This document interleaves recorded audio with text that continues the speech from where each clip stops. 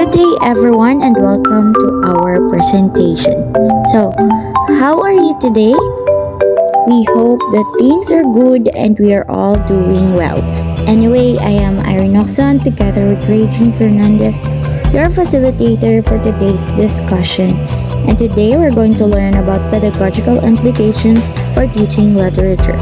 But before anything else, allow me to introduce to you our learning objectives. At the end of this lesson, you are expected to discuss pedagogical implication for teaching literature, explain children's literature and some pedagogical implications, and innovate ways to teach and learn literature. Are you guys ready?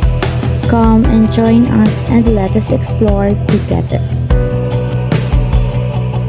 In an environment where change is inevitable, teachers need to prepare themselves for this phenomenon.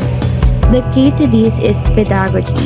So teachers need to make corresponding changes in the emphasis and pedagogy in their teaching to achieve the objectives of both teachers and learners.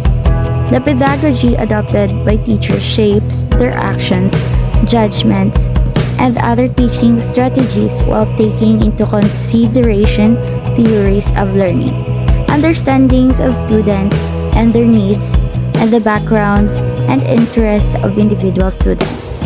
This lesson will focus on pedagogical implications and considerations that will be helpful for teaching literature to improve the learner's capacity to understand, learn from, and above all, enjoy literary works. What does pedagogical mean in teaching? According to Merriam-Webster, pedagogy is the art, science, or profession of teaching. This broad definition covers various aspects of teaching, and there are many moving parts to pedagogy that include teaching styles, feedback, and assessment. The term pedagogy boils down to the study of different teaching methods. For example, teacher that can involve skills like writing clearly or knowing how to engage students in class so they pay better attention. What are the pedagogical implications for teaching literature? The answer to this question is simply to know what children's literature is. What is children's literature? According to Oten, 2003, children's literature is the product of the figment of imagination in the writer's mind and born out of how one interacts with children and how the writer makes a construct of childhood. It is by enriching children's vocabulary and enhancing their communication skills. Lafrado 1995, on the other hand, also defines that children's literature comprises a wide variety of writing for readers whose ages range from very young kids, like toddlers, to adolescents, teenagers approaching maturity and adulthood. This also helps to increase their language, emotional, and cognitive skills. The children's literature main genre includes the following. First, we have the picture books.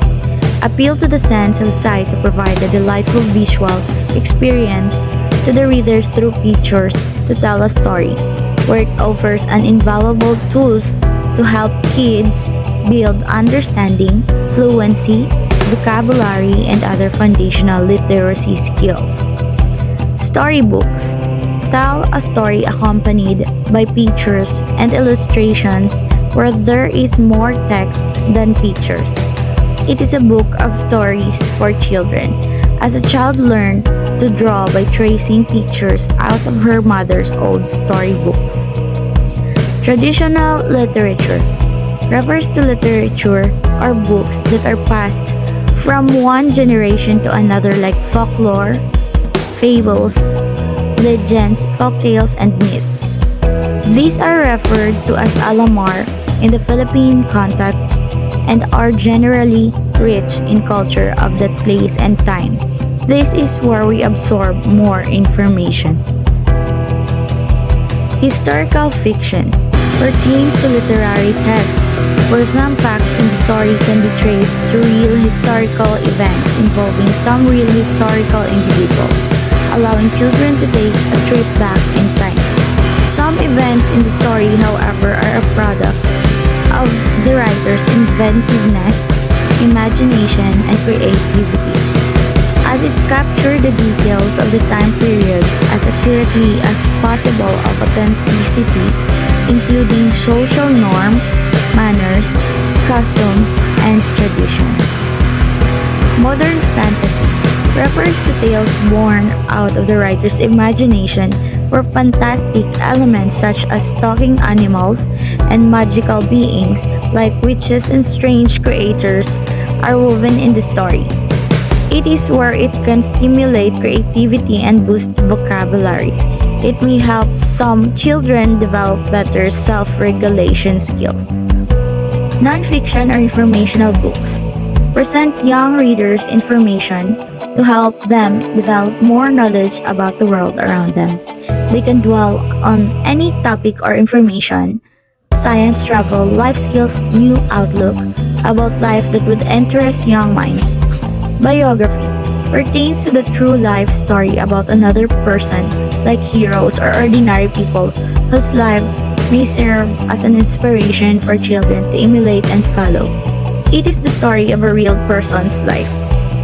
Children's poetry pertains to artistic literature that seeks to bring out the creativity in children by enabling them to express their emotions and steer their imagination through verses and the interplay of theme, rhythm, and other literary expressions.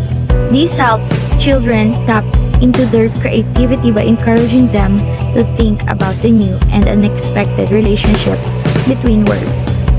Children's drama is a genre of literature where the elements of a story are presented through dialogue and action and makes use of costumes, props, lighting, music, and sound.